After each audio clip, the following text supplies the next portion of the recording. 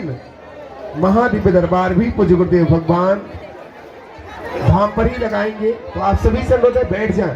जो रेलिंग के पास है पूज्य गुरुदेव भगवान, यहीं से आप सभी को दर्शन प्राप्त होंगे, क्योंकि पीछे वालों को असुविधा। आप लोग बैठे रहे, जो पीछे हैं आप लोग अपने स्थान पर ही बैठे रहे। पूज्य गुरुदेव भगवान के दर्शन आप सभी को प्राप्त होंगे। बोलिए बागेश्वर धाम सरकार की, परम पूज्य गुरुदेव भगवान की, सदगुरु सन्यासी बाबा की, अन्नपूर्णा माई की, भारत हिंदू राष्ट्र की, भारत हिंदू राष्ट्र की, भारत हिंदू राष्ट्र की। जय जय श्री राम, जय जय श्री राम, जय जय श्री राम। हम सभी आज पूज्य गुरुदेव भगवान के दिव्य दर्शन, जो पीछे भी हैं, आप सभी दिव्य दर्शन पूज्य गुरुदेव भगवान के कर सकते हैं। जय श्री राम।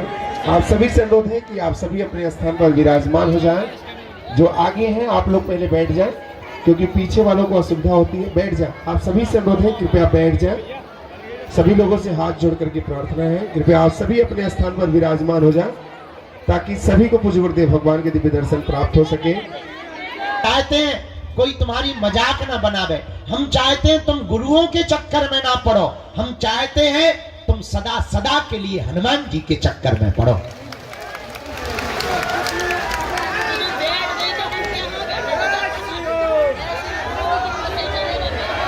और तुम इस चक्कर में न आओ कि तुम्हारा पर्चा बने, तुम इस चक्कर में आओ कि तुम्हें बालाजी मिल जाए, क्योंकि पर्चा से तो तुम्हारी कुछ समस्याओं का समाधान होगा, पर अगर तुम्हें सन्यासी बाबा प्राप्त हो गए, तुम्हें बालाजी प्राप्त हो गए, तो तुम्हारी आने वाली पीढ़ियां भी सदा सदा एक ही वृक्ष के नीचे छाया लेगी।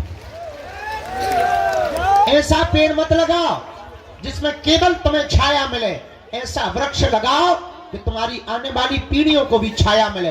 वो एक ही वृक्ष है, उसका नाम है हनुमान जी की भक्ति। चारों युग परिताप है परिसिद्ध। हनुमान जी की भक्ति का ऐसा परिताप है कि चारों युगों में व्याप्त है। एक बात तुम याद रखना मेरे पागलों, तुम्हें बनाई हुई बातें, तुमको प्रेषित की हुई शब्दें, तुमको बताए हुए उदाहरण लाखों मिलेंगे। एक बात और याद रखना, हमारा उद्देश्य बहुत उल्टा है, हम थोड़ा उल्टा जीवन जीते हैं, हम बहुत विचित्र तरीके से जीवन जीते हैं। हम ये कभी विचार नहीं करते कि हम तुम्हारा पर्चा बना पाए, या तुम्हारी मन की बात बता पाए, या तुमको आश्चर्यचकित कर पावे, या तुमको कोई चमत्कार दिखा पावे, या तुमको किसी शक्तियों के बारे में आभास करा पावे। हमारा उद्देश्य सिर्फ इतना रहता है, तुम्हारा पर्चा बने या ना बने, तुम हनुमान जी के हो जाओ और तुम्हारा काम सफल हो जाए। इससे बड़ा कोई चमत्कार नहीं है, इससे बड़ी कोई लीला भी नहीं है। तुम जिस लिए आए हो वो काम सफलता के लिए आए हो। हम चाहते हैं कि तुम्हारा काम सफल हो जाए, पर एक बात याद रखना, भटकोगे तो खटकोगे, अटकोगे तो पा जाओगे। उनके चरणों को पकड़ लो, कब तक नहीं सुनेंगे। कबहू तो दीन दयाल के भनक पड़ेगी कान, कभी तो वो सुनेंगे।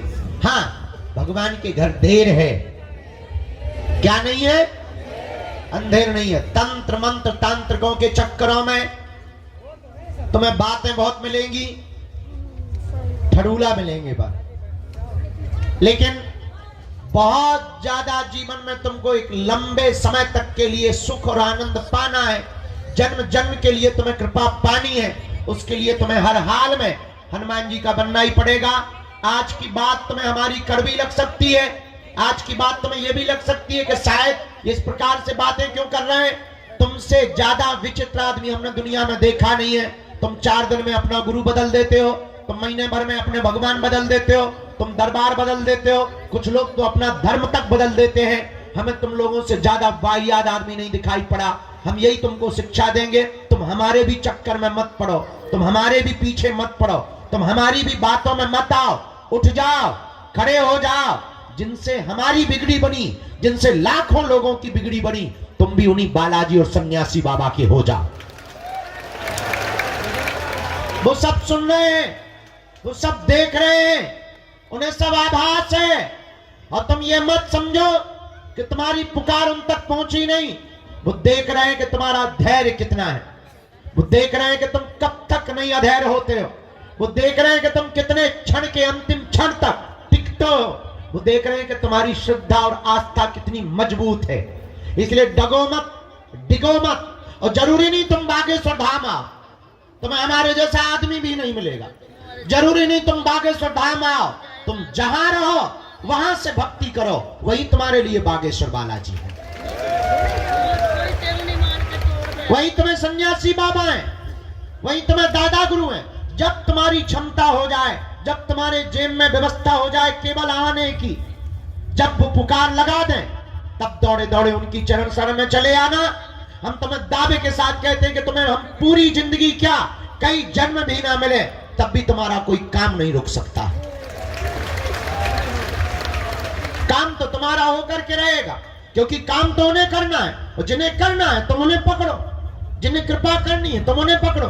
हमें तो कुछ करना नहीं है, हम तो खाली खोखला है, खाली मशीन है, उल्लूनाथ आदमी है, महापागल आदमी है, अनपढ़ गवार गांव के देहाती है। हमें तो जो काम सौंपा गया उनके द्वारा कि तुम्हें ये करना है, तुम्हें हिंदुओं को जगाना है, तुम्हें खोई हुई आस्था को वापस लाना है, बस वो काम में लग गए। और कोई हमारा काम ही नहीं है। हमारा काम केवल तुम्हें हनुमान जी से जोड़ना है, बाकी का काम उनका। एक बात और हम तुम्हें बता दें, अगर वो काम सफल नहीं करेंगे तो नाक हमारी नहीं कटनी, उनकी कटनी है। हमसे ज्यादा अपनी नाक की चिंता उन्हें है, क्योंकि बड़ी नाक वाले वो है, हम नहीं है।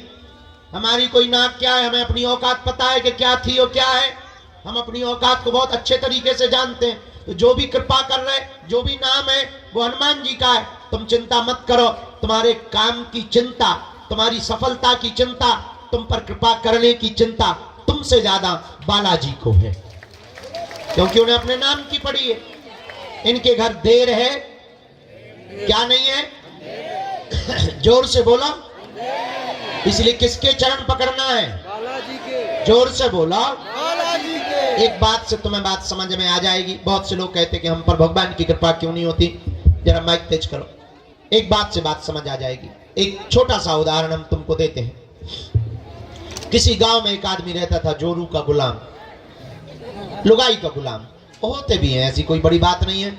वो लुगाई का बहुत आज्ञाकारी था, जैसे कई चेले होते ना गुरु का आज्ञाकारी। लुगाई का बहुत आज्ञाकारी पति था। किसी गांव में रहता था। बरसात का मौसम आया तो वो मार्केट जा रहा था। तो पत्नी ने पूछा कि कहाँ जा रहे हो? उसने कहा कि मैं मार्केट जा रहा हूँ। पत्नी ने कहा सुनो, बरसात आ गई है, छाता की जरूरत पड़ेगी, एक तुम छाता खरीद लाओ। पति ने कहा कौन सी बड़ी बात, मैं जाके ले आता हूं, चूंकि आज्ञाकारी था। पर पत्नी ने कहा सुनो, मार्केट में सब ठगने वाले रहते हैं, महा ठगुआ, तो तुम जो भी छाता लेना आधी कीमत पर लेके आना। अगर वो 20 बताए तो तुम 10 में लाना और 10 ही बोलना, क्योंकि वो हमेशा डबल बोलते हैं, दुगुना बोलते हैं। तुम ठग मत जाना, सीधे साधे आदमी हो। और पतियों को इसी बात पे बुद्धू बनाया जाता है कि मेरा पति बड़ा सीधा है। पतियों को बुद्धू बनाने का बहुत सरल तरीका है कि पत्नियां ये भर कह दें कितने सीधे हो तो पति बुद्धू बन जाता है पूरी जिंदगी भर के लिए। और कई बार तो पति खुद बुद्धू क्या, ससुर आता है देखने के लिए, वो कहते लड़का कितना सीधा है, और बेचारा बुद्धू बन जाता है। हाँ, गाय जैसा है। गाय जैसी तो देवियां होती हैं। तो बेचारा पति बोला तुम ठीक कहती हो, मैं सीधा आदमी हूं। तो पत्नी ने कहा कि तुम छाता लेना तो जा रहे हो, पर आधे रेट में लेके आना, खबरदार। पति गया, मार्केट पहुंचा, दुकान पर एक छाता देखा। उसने कहा कि इसका प्राइस क्या है, इसका रुपया क्या है, इसका मूल्य क्या, खुदरा मूल्य क्या है? तो दुकानदार ने कहा कि 16 रुपया, सस्ता जमाना था, पुराना जमाना था, 16 रुपये में मिलेगा। इसने कहा कि यार बड़े मूर्ख आदमी हो, 16 रुपया तो बहुत होते हैं, हम तो 8 रुपया देंगे। चूंकि पत्नी की यही आज्ञा थी, तो हम तो 8 रुपया देंगे। दुकानदार बोला कि तुम्हारा दिमाग खराब है, 8 रुपया में तो नहीं आ पाएगा। एक काम करो, ना तुम्हारी ना हमारी 14 रुपया दे दो। पति बोला तब तो हम 7 देंगे। तो आदमी बोला तब तो हम 7 रुपया देंगे। दुकानदार बोला क्या खा पी के आए हो सुबह सुबह से? हम घटा रहे तो तुम भी घटा रहे, तुम्हें बढ़ाना चाहिए। चलो अब सुबह सुबह से हमारी बोनी मत खराब करो। एक काम करो, 12 रुपया आय का आय दाम लगेगा, 1 रुपया कम नहीं लगेगा, 1 पैसा नहीं कम लगेगा। बोले फिर तो हम 6 में लेंगे। दुकानदार बोला यार भाग रहे हो, तुम्हारा दिमाग खराब है, ऐसे कोई लेता है? हमारी बोनी खराब कर रहे हो, शर्म नहीं आती तुम्हें? सुबह सुबह आ गए प्राण खाने के लिए। चलो हटाओ, 2 रुपए का हम घाटा से लेंगे, 10 रुपया में ले जाओ। बोले फिर तो हम 5 देंगे। दुकानदार को बड़ा गुस्सा चढ़ा, उसने छाता फेंक के मारा कि तू फ्री में ले जा, 5 क्यों देता है, फ्री में ले जा। तो ये बोला फिर तो हम 2 लेंगे। अब पूरे दिन दुकानों पे घूमता रहा, एक छोटी सी वस्तु छाता नहीं उसने ली, ले ही नहीं पाया, मिली ही नहीं। पता है क्यों? क्योंकि वो एक भाव पे नहीं टिका था। एक भाव पर ना टिकने के कारण मार्केट की दुकानों से एक छोटी सी वस्तु छाता नहीं मिल पाया, छाता नहीं खरीद पाया, और तुम एक भाव पे बिना टिके परमात्मा को या हनुमान जी को पा पाओगे। जब छाता तुम्हें एक भाव पर टिके बिना नहीं मिल सकता है, तो क्या ये परमात्मा तुम्हें एक भाव पे बिना टिके मिलेगा? नॉट पॉसिबल, संभव नहीं है। इसलिए मेरे पागलों, तुम्हें ये कहानी बता के हम तुम्हें जगाना और बताना चाह रहे कि भटकोगे तो अटकोगे, अगर तुम अटकोगे तो पा जाओ। भटकोगे तो एक दिन तुम्हें अटकना पड़ेगा, और हो सकता है तुम्हारी मनोदशा ऐसी हो जाए। मनोवैज्ञानिक कहते हैं, विदेशी दार्शनिक भी कहते हैं कि कई बार, बहुत बार जब धक्के खा लेते हैं तो आदमी का भगवान से भरोसा उठ जाता है, डॉक्टरों से उठ जाता है, गुरुओं से उठ जाता है, टीचर्स से उठ जाता है, पड़ोसियों से उठ जाता है। बहुत धक्के खा लेने के बाद भरोसा उठ जाता है। हो सकता है तुम्हारा भरोसा उठ जाए, पर तुम्हें भगवान पे भरोसा ना हो, और कई बार भगवान तुम्हें मिल भी जाए तब भी तुम्हें लगे अरे इसे समय से ही होते। हो सकता तुम असली हीरा को पत्थरों की तरह फेंकते रहो। इस बात से यूं भी समझो, एक कथा से तुम्हें ये बात समझ आएगी, फिर दरबार लगाते। किसी गांव में एक राजा रहता था। राजा बहुत सम्राट था और पहुंचा हुआ राजा था। उससे सब मिलने के लिए आते थे, और आपने शायद एक कहानी सुनी हो, बहुत प्रसिद्ध कहानी रही, एक पुस्तक चली थी बहुत पहले, आपने उसको पढ़ा होगा, हमने तो बहुत पढ़ा, बेताल पच्चीसी। बेताल पच्चीसी की कहानी आपने पढ़ी होगी कि बेताल वो पीछे चिपक जाता है। उसका सीरियल भी बाद में बना, टीवी पिक्चरों में उसका सीरियल भी बहुत आया। तो बेताल पच्चीसी नाम की एक पुस्तक छपी थी, उसमें एक कहानी बहुत अद्भुत थी, वो हमें बहुत काम की लगी। कि एक बार विक्रमादित्य राजा बैठे हुए थे, उसी समय कोई फक्कर महात्मा, फकीर गांव के महात्मा आए। राजा रोज सुबह बैठते थे, लोग उपहार लाते थे, कोई माला लाता था, कोई पैसा लाता था, कोई मोहरे लाता था, कोई सोना लाता था। राजा अपने मंत्री को देता जाता था, राजकोष में लिखता जाता था। एक साधु आया, उसने एक फल दिया। राजा ने लेने से मना नहीं किया, पर साधु की हुलिया देखकर लगा कि ये कोई पागल आदमी है, गांव का आदमी है, कोई है तो साधु महात्मा, पर अब इनसे क्या बात करनी है, और इनसे लेना भी नहीं चाहिए, पर फल दे रहा है तो मना नहीं करनी चाहिए। फल ले लिया, मंत्री को दे दिया। न साधु ने बात की, न राजा ने बात की। और आप आश्चर्यचकित रहेंगे कि वो महात्मा रोज आया, रोज एक फल देता और चला जाता। राजा रोज फल लेता, रख लेता। न महात्मा ने बात की, न राजा ने बात की। 10 साल गुजर गए फल देते देते। तो एक दिन एक बंदर बैठा था बगल में, तो राजा को वो महात्मा ने फिर फल दिया, तो वो फल लेकर के उस बंदर को दिया। आज मंत्री को ना देकर के बंदर को फल दे दिया। बंदर ने जैसे ही खाया तो उसके फल के बीच से एक चमकता हुआ बेशकीमती हीरा गिर गया। राजा चौंक गया, आज तक इतना बेशकीमती, इतना चमकीला, इतना बड़ा डायमंड, इतना बड़ा हीरा उसने देखा ही नहीं था। चौंका, महात्मा को रोका, ठहरो, और आप 10 साल से हमें देते क्या रहे? महात्मा बोले यही तो देते रहे जो आज दिया है। मंत्री को कहा कि 10 साल से जो फल मिलते रहे वो कहां है?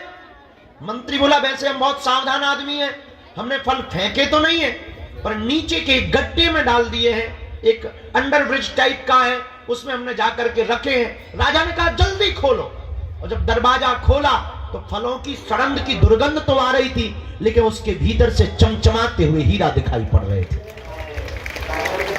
ये कहानी शायद तुम्हें समझ में नहीं आएगी, पर थोड़े से समझने से तुम्हें समझ में आ जाएगी कि वो राजा साधारण फल समझ के फेंकता रहा, तो बेशकीमती हीरा को फेंकता रहा, ना पहचान पाया।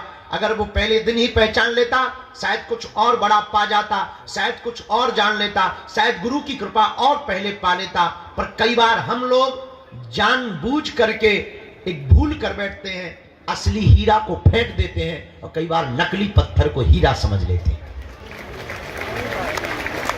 अब वो तब होता है जब आप दर दर भटकोगे तो असली चीज को छोड़ दोगे, नकली चीज में तुम पड़ जाओगे, बर्बाद हो जाओगे। इसलिए मेरे पागलों, तुम आज तक नकली चक्कर में पड़े हो, तंत्र मंत्र हमारे चक्कर में, ये सब नकली चीजें हैं। असली डायमंड का नाम है बालाजी, जिनसे हमने बालाजी से कृपा पाई है। तुम भी उनको पकड़ लो, तुम भी उस बेशकीमती हीरा को पकड़ लो, तुम भी उस बेशकीमती डायमंड को पकड़ लो। याद रखना, इन्होंने सबकी बिगड़ी बनाई, तुम्हारी भी बिगड़ी बनाएंगे, और एक दिन में किसी की नहीं बनती। हमें भी 12-12 साल तक माथा रगड़ना पड़ा, हमको भी धक्के खाने पड़े, गालियां खानी पड़ी, सेवा करनी पड़ी, रातों भर जगना पड़ा, दिनों भर मंत्र जाप करने पड़े, दिनों गुरुओं के पास जाना पड़ा, गुरु की सेवा करनी पड़ी, सन्यासी बाबा की उपासनाएं करनी पड़ी, तब जाकर के छोटी मोटी सी किरण, छोटी मोटी सी जुगनू, छोटी मोटी सी आशीर्वाद, छोटा मोटा से चरणों का प्रसाद मिल पाया। ये भी एक दिन में नहीं हो पाया, 12 साल लग गए। आप चाहो कि 12 दिन में तुम्हें हो जाए तो शायद इतनी बड़ी घटना नहीं हो सकती है। याद रखना, बिल गेट्स को एक बहुत अमीर आदमी है दुनिया का। ये आज का पहला अर्जी क्रमांक। राम, गुरुजी सीताराम, बालाजी सीताराम, सीताराम।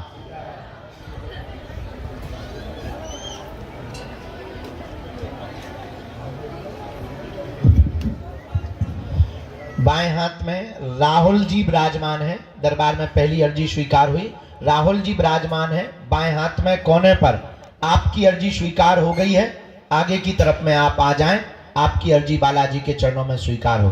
हाँ, निकल के आओ, आगे लेके आओ, यहीं से सामने से आ जाओ, यहीं बीच से आ जाओ। दूसरी अर्जी, सफेद तौलिया बांधे, स्वेटर पहने जी, आइए, आपकी अर्जी स्वीकार।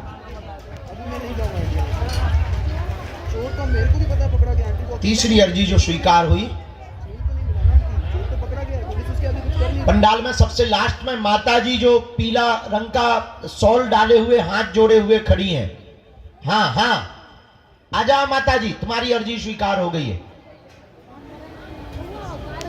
यहीं से आ जाओ, चलिए आओ सीधी। रामचंद्र भगवान की। वो जो माता जी पीला शॉल डाले हुए चली आ रही है, एकदम सामने से, हाथ में पॉलीथिन लिए, उनको चलिए आओ, थोड़ा जल्दी चलिए आओ माता। राम,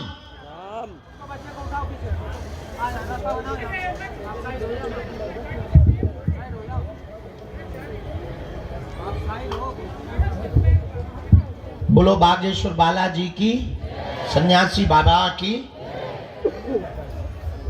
अच्छा, यहाँ एक काली शॉल सिर पर डाले हुए दादाजी बैठे हैं, सिर पर डाले हुए काली शॉल, जो स्वेटर पहने हुए। हाँ, ये बैठे सामने में, उनको भैया खड़ा कर दो। दादाजी खड़े हो जाओ।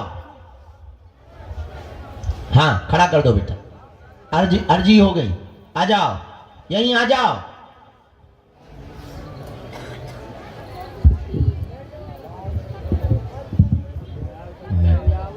यहाँ नेपाल वाले बैठे भैया, बाएं हाथ, पधारो, आपकी अर्जी स्वीकार। बहुत महंगा था भाई, क्या बताऊं। कल रात वाले हो ना, आए आप, और केवल बच्चा भर आए, ज्यादा भीड़ लाने की जरूरत नहीं, पधारे। राम, कहो सीताराम, गुरुजी सीताराम। मनी मन में सब लोग जप करो, बालाजी से प्रार्थना करो, अर्जी स्वीकार हो। हाँ, ये जो बूढ़ी माता विराजमान है सामने, हाँ हाँ, इन खड़ी कर दो इनको, अर्जी इनकी लग गई है। हाथ पकड़ लो उनका, साथ में कोई मत आई, आ जाओ, कह दो अर्जी लग गई। संग है कोई इनके, आ जाए वो। जय बैठ जाओ। तन सबसे लास्ट में हती वही ठीक है, बैठ जाओ।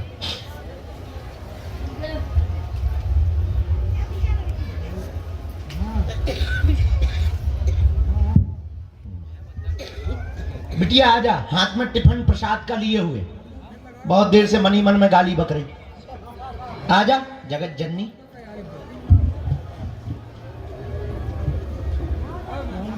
प्रसाद लेके जो आई बच्ची, उसको भी प्रवेश करवा। राम, गुरुजी सीताराम।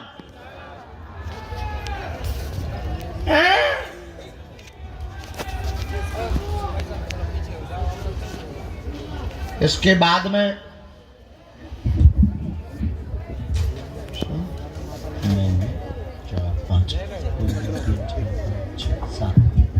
जो माता जी जो सीढ़ियों के पास में चश्मा लगाए हुए बैठी हैं, आ जाएं। हाँ, शॉल डाले हुए आ जाएं। तुम आज गाली बकत रही सन्यासी बाबा, भारी तेज है बन रज्जासी। यहीं से उतर जाओ नीचे, देख लिया भैया, उनको आने देना अंदर, यहाँ गेट से। उल्टो सीधो बोलत रही गुरुजी।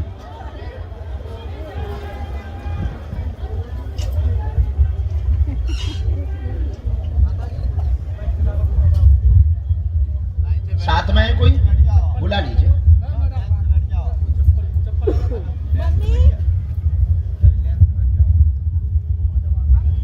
राम कहो, साधु जी।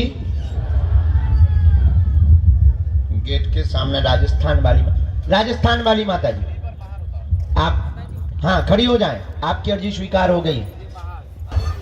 राम, गुरुजी सीताराम, बालाजी सीताराम।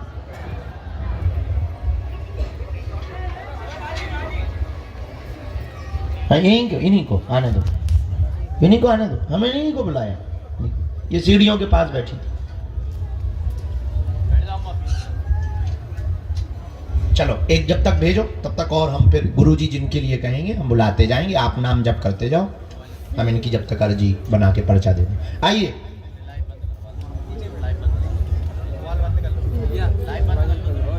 कहाँ से आना होगा?